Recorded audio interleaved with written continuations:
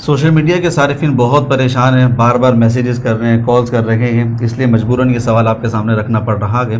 اب وہی مناظرے کی سی کیفیت سر پیدا ہوتی چلی جا رہی ہے، وہی پرانے الزامات، وہی باتیں جو دیوبندیوں کی طرف سے عبارات آئی تھی، کچھ جو ان کے بزرگ کی طرف سے تھی، اکابرین کی طرف سے تھی، تو ان عبارات کو لے کر پھر وہی الزامات کہ جناب تمہارے بڑوں نے گستاخی کی ہے نبی علیہ السلام کی۔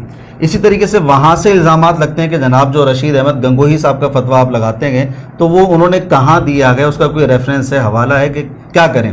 اب جو ناظرین ہیں وہ بڑے پریشان ہو رہے ہیں اور بڑے مجبور ہو کر میں آپ کے سامنے یہ سوال بھی رکھ رہا ہوں۔ آپ بار بار جو کہتے ہیں کہ جناب اتحاد کی بات ہونی چاہیے، ملنساری کی بات ہونی چاہیے، آگے چلیں، پیچھے کو چھوڑیں، بس ہو گیا جو ہو گیا، ہم نے نقصان بھگت لیا، 100-150 سال ہو گئے، اب کیا کریں، کس طریقے سے اتحاد کریں؟ آپ کس طریقے سے سمجھا سکتے ہیں؟ دیکھیں، اللہ رب العزت سے انسان دعا کرے کہ اللہ تعالیٰ ایسے جو بڑے بڑے مسائل ہیں جس میں ٹوٹ گئے ہیں، بھائی دور ہو گئے اور رشتہ داریاں ختم ہو گئی، مساجد الگ ہو گئے، اتنے ٹکڑے میں بٹ گئے، اللہ تعالیٰ کوئی راہ ایسی نکالے کہ جس راہ سے دوبارہ اتحاد کی فضا پیدا ہو۔ یہ تو اللہ پاک سے دعا کرنی چاہیے اور کوشش کرنی چاہیے۔ دیکھیں، کوشش کرنا ایسی چیز ہوتی ہے کہ انسان سچے دل سے جب کرتا ہے تو اللہ کی طرف سے راہیں کھلتی ہیں۔ صحیح۔ اگر میں کوشش کروں ہی نہ تو راہ کھلتی ہی نہیں ہے۔ صحیح۔ دوسری بات کہ میرا تو ذہن بہت الگ ہے، آپ خود بھی جانتے ہیں کہ ہماری کوشش یہی ہوتی ہے کہ کسی نہ کسی طریقے سے اتحاد کی فضا قائم رہے، جو مسئلے ماضی میں رہے ہیں وہ کیوں رہے ہیں اس کی وجوہات تلاش کی جائے، اس روٹ کاز کو پکڑا جائے، پھر کہاں تک رعایت کا پہلو بن سکتا ہے اس کو نکالا جائے۔ ہمارا ذہن تھوڑا سا بالکل الگ ہے۔ صحیح۔ اور دوسری بات کہ کوشش کریں، نہیں کریں گے تو سر کچھ بھی نہیں ہو سکتا۔ یہ جو مسئلہ آپ نے کہا عبارتوں والا، دونوں طرف سے ہیں، دونوں طرف کی عبارات ہیں، دونوں طرف کے مسائل ہیں۔ اب اس کے اندر وہ کون سی ایسی غلطی ہے جو ماضی میں ہوئی جو آج تک ہم لوگ اس کو بھگتتے چلے جا رہے ہیں، اور اب ہمیں وہ غلطی دوبارہ نہیں کرنی ہے جو آگے ٹھیک ہو جائے گا۔ یہ کوئی نہ کوئی تو راہ نکالنی پڑتی ہی ہے نا سر، تو وہ کوشش کریں گے تو بنے گی، ویسے نہیں بن سکتی۔ میں آپ سے وہی تو سوال کرنے آیا ہوں کہ کیسے آگے بڑھیں، کون سا اصول ہے کہ ماضی کو بھولیں، مستقبل کو دیکھیں، اتحاد کی راہ پیدا ہو، وہی تو پوچھنے آیا ہوں میں آپ سے۔ دیکھیں، میں عرض کر دیتا ہوں آپ کو، کوشش کروں گا سمجھانے کی، اگر سمجھ میں آ جائے، ورنہ اللہ مالک ہے۔ دیکھیں، بہت سی باتیں ایسی ہوتی ہیں کہ جس کو 100 افراد آپ اپنے سامنے کھڑا کر لیں، مسلمانوں میں سے، عوام الناس ہوں یا اہل علم ہوں، آپ ان کے سامنے وہ بات کریں، 99% لوگ سنتے ساتھ کہہ دیں گے کہ شدید درجے کی گستاخی ہے، شدید درجے کا کفر ہے۔ صحیح۔ لیکن کوئی نہ کوئی ایک آدھ ایسا بیچ میں وہ بھی موجود ہوگا جو کہے گا نہیں یار، اس میں کوئی مجھے کفر نہیں لگ رہا، بلکہ اس کو اس معنی کے اندر آپ دیکھو گے تو یہ بالکل ٹھیک بات ہے۔ صحیح۔ اور ایک مسلمان جب ایسی بات کر رہا ہے تو آپ اس کو ٹھیک معنی میں کیوں نہیں بٹھا رہے؟ آپ جان بوجھ کر وہی معنی کیوں لے رہے ہو کہ جو گستاخی بن رہا ہے؟ صحیح۔ ایسی صورتحال پیدا ہو جاتی ہے۔ صحیح۔ میں اس کی ایک مثال سے آپ کو سمجھاتا ہوں۔ دیکھیں، ہمارے یہاں ایک بڑا مشہور شعر ہے، ایگزیکٹ شعر تو میرے ذہن میں نہیں، اگر آپ کے ذہن میں ہو کہ وہ اس طرح ہے کہ وہی خدا ہے جو عرش پر مدینے میں مصطفیٰ بن کر آیا، اس طرح وہ کوئی شعر ہے ذہن میں ہے جو مستوی ہوا عرش پر، خدا مستوی ہوا عرش، جو خدا مستوی عرش پر وہی بن کر مصطفیٰ آیا۔ میں مانوی لحاظ سے لکھ دیتا ہوں، بن کر مصطفیٰ آیا مدینے میں علیہ السلام۔ اچھا، یہ میں نے مفہومی لکھا ہے، بالکل مجھے شعر ذہن میں نہیں ہے۔ دیکھیں، یہ ایک ایسا شعر ہے کہ وہی خدا جو عرش پر مستوی ہے، مدینے میں مصطفیٰ بن کر وہی آئے۔ یہ ایسا شعر ہے، اب 100 افراد اپنے سامنے کھڑا کر لیں، کسی سے بھی پوچھ لیں کہ سر یہ شعر ٹھیک ہے یا نہیں، ہر بندہ سنتے ساتھ کہے گا کہ یہ گستاخی پر مبنی ہے اور بالکل کفریہ معنی اپنے اندر رہتا ہے، اتحاد کا، حلول کا وہی نظریہ، وہی عقیدہ رکھتا ہے۔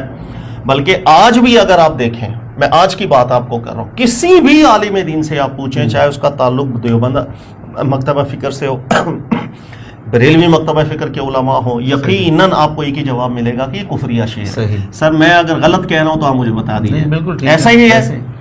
لیکن اس کے باوجود بھی بہت سے جید ایسے علماء گزرے ہیں جنہوں نے اس شعر کے حوالے سے ذکر کیا کہ یار ہمیں تو اس میں کوئی کفر والا معنی نہیں لگ رہا۔ اچھا، ایک مسلمان نے یہ شعر کہا، ایک اہل علم نے یہ شعر کہا، تو اس میں تعویل کیوں مراد نہیں لی جا رہی ہے اگر تعویل بن سکتی ہے؟ صحیح۔ اور آپ کو معلوم ہے اس شعر میں تعویل کی طرف جو گئے تھے وہ کوئی چھوٹی شخصیت نہیں تھی، بلکہ آپ فتاوی امجدیہ پڑھیں گے تو امجد علی غالباً اعظمی صاحب ان کا نام ہے، فتاوی امجد، انہوں نے بیان کیا کہ اس شعر کے اندر ایک تعویل موجود ہے۔ صحیح۔ اس کے علاوہ دیگر اور بھی بہت سے ایسے علماء گزرے ہیں کہ جنہوں نے اس شعر کے اندر تعویل بھی بیان کی اور کہا کہ اگر تعویل کے اندر اس شعر کو لیا جائے گا تو یہ بہت اچھا ایک شعر ہے، بلکہ کئی جو ہے احادیث اس کی ترجمانی کرتا بھی محسوس ہو۔ اس کی وجہ ہے کہ جس بندے نے یہ شعر کہا تھا اس کا نام تھا آسی، ٹھیک ہے، اور یہ شعر انہی کے ہی غالباً ہم اثر کوئی گزرے ہوں گے اور مشہور بھی تھے، اہل علم بھی ہیں، صوفی بزرگ بھی گزرے ہوئے تھے۔ تو ایک مسلمان ہے، کلیمہ گو ہے، اہل علم ہے، جب وہ بات کر رہا ہے اور اس کی بات آپ کو ظاہراً کفریہ لگ رہی ہے لیکن اس کے اندر ایک تعویل موجود ہوگی، بات کو گمایا جا سکتا ہے، تو ایک مسلمان کی بات کو گما دیا جائے۔ سر اب میرا آپ سے سوال ہے، اگر سمجھ جائیں گے تو بہت کچھ سمجھ جائیں گے۔ ایک شعر جس کو 99% لوگ سنتے ساتھ کہیں کہ استغفر اللہ، توبہ، کفر، شرک، جس میں ہر طبقے کا عالم دین شامل ہو، چاہے بریلوی مکتب فکر کے اہل علم ہو، لیکن اس کے باوجود بھی بہت سے نامور ایسے علماء بھی موجود ہوں گے جو اس میں تعویل بھی بیان کر دیں گے۔ صحیح ہے سر، آپ کس کو کافر بولیں گے، کس کو نہیں؟ کیا آپ جرات کر سکتے ہیں کہ ان کے اوپر انگلی اٹھائیں اور بولیں کہ اس شعر کے اندر جو گستاخی والا معنی ہے اس کی تعویل کر کے ان کے اوپر کوئی کفر چلا گیا؟ آپ کہہ سکتے ہیں؟ یا آپ یہ کہہ سکتے ہیں جو اس شعر کو سنتے ساتھ غلط سمجھ رہے ہیں ان کو آپ کافر بناتے پھریں یا ان پر کفر لوٹاتے پھریں؟ نہیں ہو سکتا سر۔ اگر اس قدر خطرناک جملے کے اوپر بھی یہی صورتحال ہے کہ کسی کو لگے گا تعویل مراد لو تو ٹھیک ہے، کسی کو لگے گا کفر ہے، تو سر مسئلہ یہ ہے کہ ماضی کی بھی جتنی عبارات موجود ہیں کتابوں میں، سر اس کے اندر بھی یہی صورتحال کہ بہت سے لوگوں کو پڑھتے ساتھ یا سیاق و سباق سے ہٹ کر کے جب وہ پڑھتے ہیں تو بہت ایک جھٹکا لگ جاتا ہے، یار یہ اچھی گفتگو نہیں ہے، اس سے اچھے الفاظ استعمال کیے جا سکتے ہیں۔ لیکن یہاں پر تو پھر کسی تیسرے شخص نے کہا نا اس میں تعویل ہے، سر ان عبارتوں میں انہی کے جو مصنف تھے، وہی جو متکلم ہے، وہ خود اپنی مراد بھی اپنی زندگی میں بتا چکے ہوئے ہیں۔ اچھا، بالکل بتا چکے ہوئے ہیں، جیسے اشرف علی تھانوی صاحب تھے حفظ الایمان، اپنی عبارت کی وضاحت کر چکے ہوئے ہیں کہ میری یہ مراد نہیں ہے، میں تو کہاں پر عطف بات کا ڈال رہا ہوں۔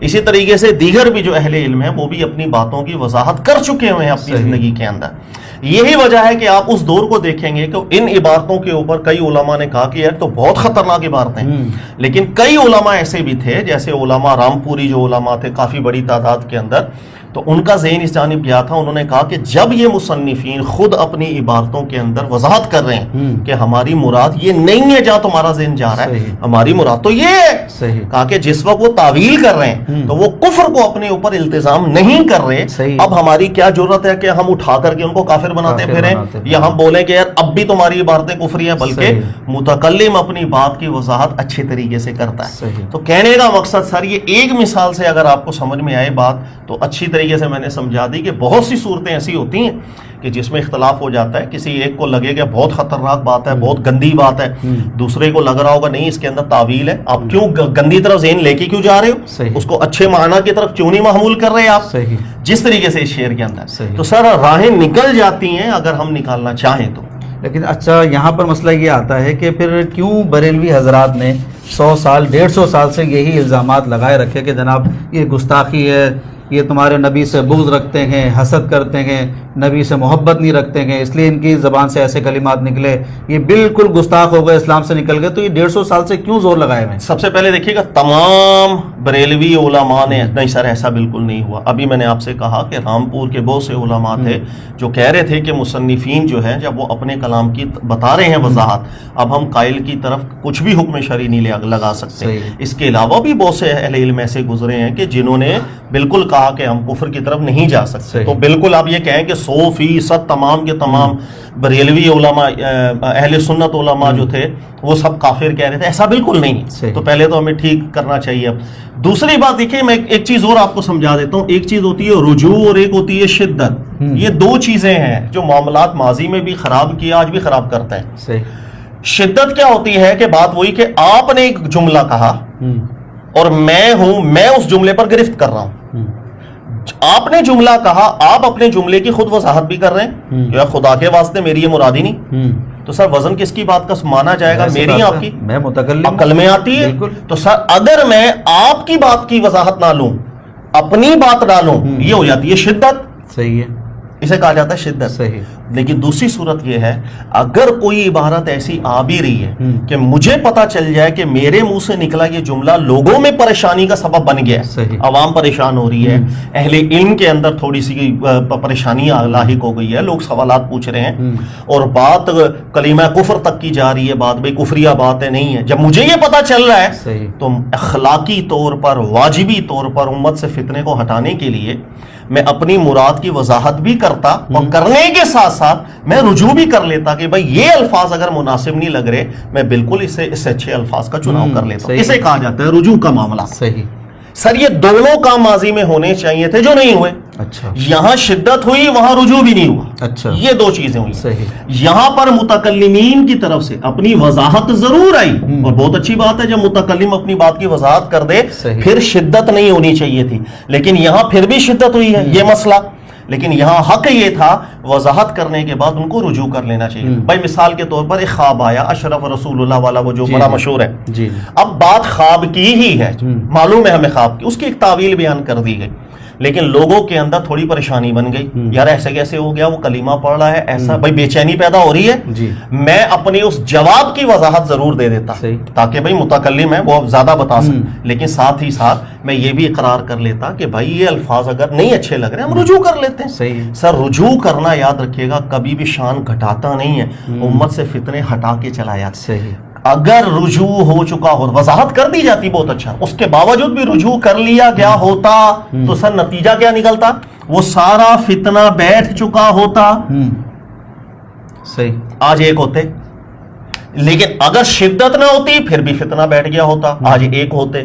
تو یہ دو چیزیں ایسی ہیں شدت اور رجوع جس کے بنیاد پہ بعد انسان کیا کر سکتا ہے. یہی وجہ ہے کہ آپ دیکھیں, اچھا یہی چیز یہاں پر بھی ہوتی ہے بائی دا وے.